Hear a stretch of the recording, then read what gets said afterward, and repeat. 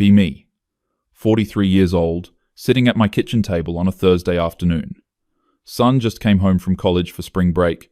Notice he's been quieter than usual. He finally get a moment alone with him, making coffee, trying to have one of our talks. Ask him how dating is going at school. He pauses, looks uncomfortable, says, "It's fine, Mom." I press a little, tell him I'm curious about the kind of people he's meeting. He sets down his mug, looks me directly in the eyes. "Mom, can I be honest with you about something?" Feel a knot forming in my stomach, but nod. He takes a breath. "The women I date, the woman I'm seeing now, they're nothing like you." Laugh nervously, say, "Of course, they're not like me. They're 20 years old." "That's not what I mean." He's using that careful tone, the one he developed around age 14. "I specifically avoid women who remind me of you, Mum, who share your views, your way of seeing the world, the way you communicate. Feel like I've been slapped. Set my coffee down too hard. Some spills. What the hell does that mean? Exactly." He doesn't raise his voice. Never does anymore. Exactly what I said. "I'm not interested in dating activists, women who see everything through that lens you use." My heart is pounding now. "You mean women with principles, women who give a shit about equality?" He sighs. That particular sigh I've heard 1,000 times. See, that right there. That immediate translation of what I said into the worst possible interpretation. Feel my jaw clenching. I've spent my entire adult life working for change. Real change. He started doing community organizing when he was still in elementary school. Attended every march, every rally. Wrote op-eds for local papers and online publications. Testified at city council meetings about wage gaps and harassment policies. Ran workshops on consent and power dynamics at the community center. Made sure our home was a place where important conversations happened. Never shied away from calling out problematic behavior, even in family, even in friends, especially in family, because that's where it matters most. Raise my son to be different, to be better, to understand his position in systems of power. And now he's sitting here telling me he runs from women like me. I don't think you understand what you're actually saying right now. My voice sounds strained even to my own ears. You're telling your mother that women who care about justice are somehow defective. He closes his eyes briefly. I knew you'd do this. Do what? Turn what I'm saying into a political statement instead of hearing what I'm actually telling you. Feel heat rising in my face. Then explain it better. He leans back in his chair, and I notice how tall he's gotten, how much he looks like his father. His father, who I divorced when our son was 9, who couldn't handle being challenged, who wanted a wife who smiled and nodded instead of questioning and pushing back. Do you remember when I was in 6th grade and I came home excited about making the soccer team? Where is he going with this? Vaguely, sure. I told you, I scored 3 goals in tryouts, and you spent 20 minutes explaining how team sports reinforce hierarchical masculine dominant structures. I do remember that conversation differently. I was trying to help you think critically. I was 11, and I wanted my mum to be proud of me. That's not fair. I was proud, I just wanted you to understand context. Right? Context. There was always context. He's still calm. Maddeningly calm. When I wanted to play video games with my friends, context about violence and objectification. Nomura next him. When I was upset about something, context about how I needed to process emotions differently than toxic patterns would dictate. Quote, when I liked a girl in 8th grade, you gave me a 30-minute talk about male gaze and objectification before asking her name. Feel defensive walls going up. I was educating you, preparing you to be different. You were exhausting, Mom. The words land like stones. Actually feel winded. Every single interaction was a teaching moment. Every conversation was a lecture. I made sure you understood important things your peers weren't learning. My voice is rising now. Can't help it. I made sure you wouldn't become another oblivious man stumbling through life hurting people. He nods slowly. And I appreciate that, on some level, I really do. But I also learned that being around you meant being constantly evaluated, constantly found wanting. That's absolutely not true. That's not what I did. Mom, do you remember my freshman year of high school when I mentioned feeling tired a lot? Vaguely, he was always tired. Teenager stuff. You told me I was experiencing the weight of privilege and needed to sit with that discomfort. I may have said something like that. Oh, I had mono, Mom. I was actually sick. Well, how was I supposed to know? You could have asked about symptoms, instead of turning it into a lesson about societal comfort. Feeling cornered now. So what? I'm supposed to apologize for raising you with consciousness. See, that's the thing. You can't hear criticism without framing it as an attack on your entire worldview. He's wrong about that. I can absolutely take criticism. I've spent years in organizing spaces, working through difficult feedback, facilitating restorative justice circles, mediating conflicts between different activist factions. I know how to listen. I'm listening right now, aren't I? He almost smiles. But it's sad. You're waiting for me to finish so you can explain why I'm wrong. I'm not. That's not true. Okay, Mum. We sit in silence for a moment. Outside, I can hear neighbors laughing about something. Used to be friendly with them before I confronted the wife about her Halloween costume 3 years ago. She stopped returning my calls after that. But I was right. She needed to understand why it was problematic. Being right matters. So tell me about this girl you're dating. Trying to reset. Find common ground. Why do you want to know? Because I'm your mother and I care about your life. He considers this. Her name is Sarah. She's studying early childhood education. That's great. What's she like? He hesitates. She's kind. She laughs a lot. She doesn't interrogate every word I say looking for hidden meanings. The implication stings. She sounds lovely, trying to keep my voice neutral. She is. And what does she think about the state of the world, about women's issues? Can't help asking. He gives me a look. She thinks about them like a normal person, Mum. What's that supposed to mean? It means she has opinions, but they don't define every interaction, every relationship, every moment of her life. Feel my shoulders tensing. So she's apolitical? She's normal. He repeats it like I'm being deliberately dense. She cares about things, but she doesn't weaponize caring. Weaponize. That word choice. I have never weaponized anything. I've fought for equity. You fought. That's exactly it. He leans forward now. Everything is a fight with you. Every conversation is a battle to be won. That's what change requires. Sometimes it has to be. Does it, though? When I told you I was thinking about business school, you sent me 15 articles about capitalism and exploitation. He needed to understand the implications. You were making a major life choice. I was thinking out loud at dinner. I hadn't even decided anything. And did you read the articles? He laughs. Actually laughs. I skimmed them because I knew you'd quiz me. See, you did benefit from my input. I benefited from learning how to manage you. That hurts more than expected. Manage me. Yeah, Mum. I've been managing you since I was 14. Figuring out what to tell you, what to hide, how to phrase things so they wouldn't trigger a lecture. This cannot be true. We've always been close. I made sure we talked about everything. Real conversations. Meaningful ones. Not the superficial garbage most parents settle for. I created a space where you could be honest with me. He's shaking his head. You created a space where I could agree with you or prepare for an argument. That's not fair. My hands are shaking now. When have I ever punished you for disagreeing? You don't punish. You educate, relentlessly, until the other person gives up. I'm trying to remember a time I did that. I can't think of specific examples, but that doesn't mean his characterization is accurate. I engage in dialogue. You lecture, Mum, there's a difference. Need to redirect this. So, this Sarah, she just accepts everything you say, never challenges you. He smiles a little, genuine this time. She challenges me on stuff that actually matters, like whether I'm being kind or considerate.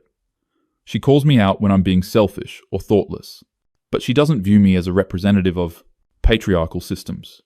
She sees me as just me, and there it is. Just you is shaped by patriarchal systems, whether she acknowledges it or not. His smile fades. And we're back. Back to what? Back to you being unable to see people as individuals rather than ideological constructs. That's an oversimplification. Playan, I see you as an individual. Do you, though? Of course I do. You're my son. Your son, who you've been trying to deconstruct and rebuild since he could talk. This is spinning out.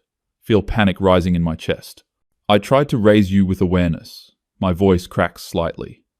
You raised me to second-guess every natural impulse, to view myself as inherently problematic, to believe that my maleness was something to apologize for. No, no, no. I never said being male was bad. Never said being male was bad. You didn't have to say it directly. He's still maddeningly calm while I'm falling apart.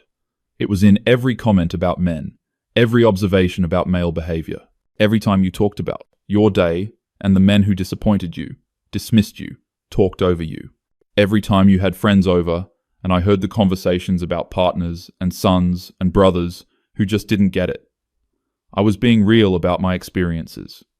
I was sharing my reality. You were teaching me that men are the problem, and I am a man. Tears are actually forming now. Hate this. You are not the problem. You're nothing like those men. Because I learned to perform being different. Perform. The word feels like an accusation. You think your consciousness is performance. Some of it, yeah.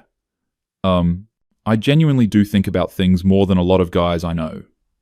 But I also learned to signal that awareness as a survival mechanism. This is too much. This is too much. Survival mechanism, I'm your mother, not a threat. Mum, I love you. He reaches across the table, but doesn't quite touch my hand. But being around you has always felt like walking through a minefield. One wrong word and boom, lecture about. Language and power. One unreconstructed thought, and here comes the educational moment. I'm crying now. Actually crying. I just wanted you to be better than the men who hurt me. There it is. Said it out loud. He nods. I know, and that's a lot to put on a kid, making me responsible for redeeming an entire gender. I've never thought about it that way. I just wanted you to be good. I am good, Mum, despite all this, not because of it. That's not true. You're good because you were raised with consciousness. I'm good because Dad taught me about kindness when I stayed with him on weekends. His father, who I've spent years explaining, was part of the problem. But your father, who couldn't handle an equal partnership. The bitterness leaks out automatically. My father, who you made miserable until he left. What? That's not what happened. I was there, Mum. I remember. You remember being 9 years old? You don't remember the dynamics. I remember you correcting him constantly, questioning every decision, every word. I remember him getting quieter and quieter until he barely spoke. He doesn't understand. He was dismissive of me, condescending. Or maybe he was tired, my son says quietly. Like I got tired. This conversation is a nightmare. So you're blaming me for your father leaving. I'm saying I understand why he left. Feel like the floor is dropping away. He left because he couldn't grow. He left because living with you meant being constantly wrong. This is not how this day was supposed to go. Who's not really a part of them. He just came home for spring break. Was planning to make his favorite dinner. Maybe watch a movie together. Instead, he's destroying everything. I think we should stop this conversation. My voice sounds hollow. Probably, yeah. But he doesn't move. I didn't want to hurt you, Mum. Too late. I just wanted you to understand why I date women who are different from you. Right. This is where we started. Before everything unraveled. Because they're easier. Can't keep the edge from my voice. Because they're peaceful, he corrects. Because being with them doesn't feel like combat. I have never been combative. Well, maybe sometimes. When it mattered. When things needed to be said. Remember the parent-teacher conference, when he was in 7th grade. Teacher said something about boys being naturally more disruptive. Spent 45 minutes unpacking that assumption. Son was mortified. Said I embarrassed him. Told him some things were more important than comfort. The time he wanted to go to homecoming, and I had a long talk with him about consent, gave him a whole framework for checking in. He told me later his date thought he was weird for asking so many questions. They didn't go out again, and told him he dodged a bullet if she couldn't handle basic communication. He just looked sad. His 16th birthday, when relatives came over, Uncle made some joke about him becoming a man. I interrupted the whole party to address the W-ever, problematic gender essentialist language. Son disappeared to his room for the rest of the day. Later told me I ruined his birthday. Explained that education is more important than comfort. His high school graduation party gave a toast about, hoping he'd use his privilege responsibly. Saw him flinch. thought it was important to say when he got his college acceptance letters. The first thing I asked was about the gender studies program's strength. He wanted to talk about the campus and the dorms. I wanted to ensure he'd continue his education. Maybe I can see what he means. Just a little bit. About the relentlessness of it. But I was trying to do the right thing. Trying to raise a good man in a broken world. I did my best. It comes out as a whisper. I know you did. Then why does it feel like you hate me? He looks stricken. I don't hate you, Mom. I'm just being honest. Your honesty is destroying me right now. Would you prefer I lie? Think about that. Realize I've always demanded honesty.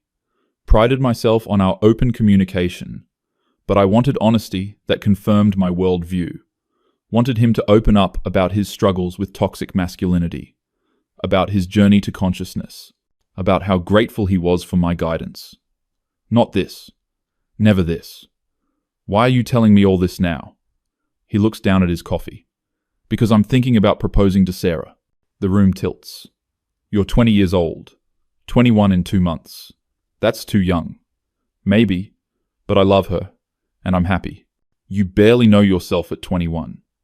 I know I want a different kind of life than you have. That one lands. Look around my kitchen.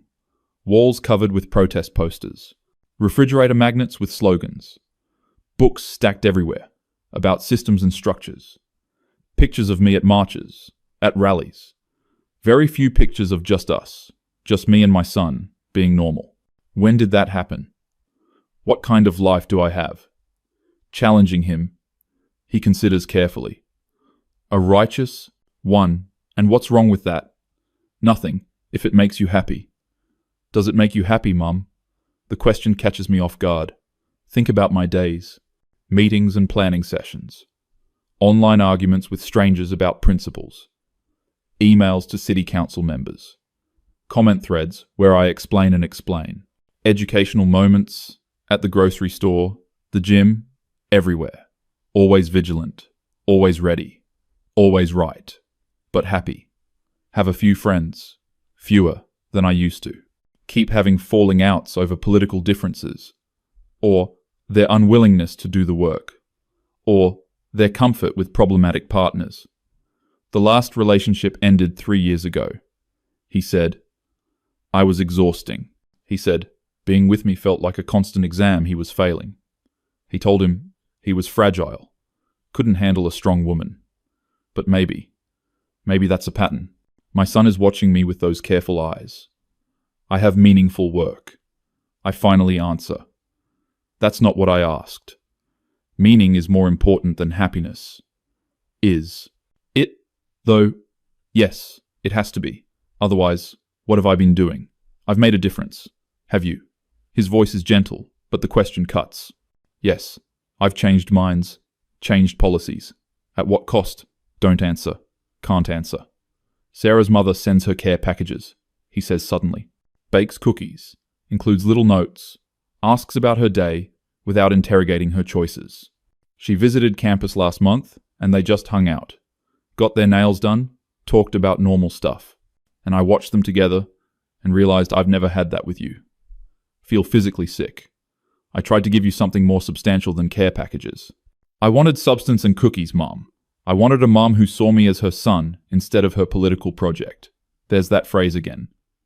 Political project. Is that what I did? Think about the pregnancy. How excited I was. Not just to have a child, but to raise him right. To create a different kind of man. To prove it was possible. All the danity, parenting books I read. All about raising feminist sons. Conscious parenting. Breaking cycles. And I did break cycles. My mother never talked to me about anything important. Never questioned anything. I've just accepted the way things were. I was not going to do that. I was going to be present, engaged, educational. But maybe I went too far. Maybe I lost the person in the politics. The son in the statement. I don't know how to be different. It's the most honest thing I've said. He softened slightly. I'm not asking you to be different. I'm just explaining why I need someone who is. This should make sense. Should be logical. but it feels like rejection at the deepest level. Everything I am, everything I believe, everything I've worked for. He's running from it. Running to some girl who probably doesn't even understand systemic oppression, who thinks equality means smiling and being nice, who's never confronted anything difficult. Feel the familiar surge of defensive anger. But then I look at his face and really look. See how much older he seems, how guarded. When did he learn to look at me like this? Like I'm someone to manage rather than trust. Like I'm a problem to solve rather than a person to love. Does she make you happy? Ask it, even though I don't want to know. Yeah, Mom, she really does. What does that feel like? The question surprises both of us. He thinks about it. Light. Being with her feels light. Like I can just exist without defending my existence. We laugh about stupid stuff. Watch bad movies. She tells me about her day, and I tell her about mine, and neither of us is trying to teach the other anything. Sounds boring. Sounds superficial. Sounds peaceful. When was the last time I felt peaceful? I'm tired. Say it out loud. He nods. I know. No, I mean, I'm really tired. All the time. Carrying all this awareness, all this anger, all this righteous purpose. It's exhausting. He reaches across the table again. This time he takes my hand. So, put it down for a while. I don't know if I can. It's become who I am. You're also my mom. Am I though? Have I been? He squeezes my hand. You've been the mom you thought you should be, but not the mom you needed. Maybe not. He says it kindly, which somehow makes it worse. Sit there, holding my son's hand. This man I created and raised and shaped, who is now carefully explaining how I damaged him. With love, with intentions, with principles. All things that were supposed to be good. I don't know how to fix this. Maybe you don't have to fix it. Maybe you just have to hear it. Hearing it is killing me. But maybe that's the point. Maybe I've spent so long making others uncomfortable in the name of growth that I forgot how it feels. This burning in my chest. This sense that everything I believed is wrong. Not the principles themselves, but the way I wielded them. Like weapons. Like shields. Like the only thing that mattered. If you marry this girl, pause, swallow. Hard. I'll lose you. He shakes his head. You won't lose me, but our relationship will have to change. She won't tolerate the constant criticism, the educational moments, the interrogations. So, I'll have to choose between being myself and being in your life. You'll have to choose between being right and being connected. He says it without malice. Just truth. Sit with that. Being right or being connected. Have always chosen right. Prided myself on it. Never compromised. Never backed down. Never let anyone off the hook. And where has it gotten me? Sitting alone in my kitchen, crying, while my son explains why he's chosen a life that excludes what I represent. Look at him. Really look. See his father's eyes. His father, who I drove away with my righteousness. See the wariness in those eyes. The way he's already preparing for my next move, waiting for me to turn this into a teaching moment, to explain why he's wrong, to defend my choices, to make this about principles instead of people. Feel the impulse rising, the familiar script, all the ways I could reframe this, make him see that he's been conditioned by patriarchy to seek submission, that this Sarah girl represents internalized misogyny, that his preference for peace over justice is privilege, and all of it true. Probably. Maybe. But also, maybe not the point. The point is, my son is holding my hand, and telling me he's in pain, and I caused it. Not intentionally, not maliciously, but through 1,000 small cuts. 1,000 moments where being right mattered more than being present, where the message mattered more than the messenger, where the cause mattered more than the connection. I'm sorry. The words feel foreign in my mouth. He looks surprised. I'm sorry. I made you feel like a project instead of a person. More tears now. Can't stop them. I'm sorry I was so focused on who you should be that I missed who you are. I'm sorry I turned everything into a battle. He's crying too now. When did that start? Mum. No, let me finish. I'm sorry that my activism became more important than your childhood. I'm sorry I measured our relationship by your consciousness instead of your happiness. I'm sorry I taught you to be afraid of me. We're both fully crying now. Ugly crying. His hand is still in mine. I don't have any other way to be. The confession tears out of me. This is all I know. Fighting, pushing, educating, correcting. I don't know how to just be someone's mom, someone's partner, someone's friend, without making it about something bigger. He comes around the table, pulls me into a hug. Can't remember the last time we hugged like this. Not a greeting hug, a real one. Maybe you could learn, he says into my hair. I'm 43 years old, so you've got time. Laugh through tears. I don't know if I can change. I don't know if you need to change everything. He pulls back to look at me. Maybe just try being my mum sometimes, without the lectures, without the lessons. Just my mom. The simplicity of it is terrifying, and maybe possible. We sit back down, both wiping our faces. Coffee is cold now. Outside the sun is setting. How long have we been sitting here? Tell me more about Sarah. Manage to say, what do you want to know?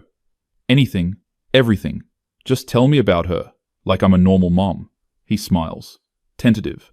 She's from Michigan, has 2 brothers, wants to teach kindergarten. She does this thing where she hums when she's concentrating. Drives her roommate crazy, but I think it's cute. Listen. Without interrupting. Without analyzing. Without questioning. Just listen. And it's hard. So hard. Want to ask about her politics, her awareness, her understanding. Want to probe for red flags. Want to educate him about the dangers of traditional femininity. But I don't. Just sit and listen. And watch my son's face light up talking about this girl.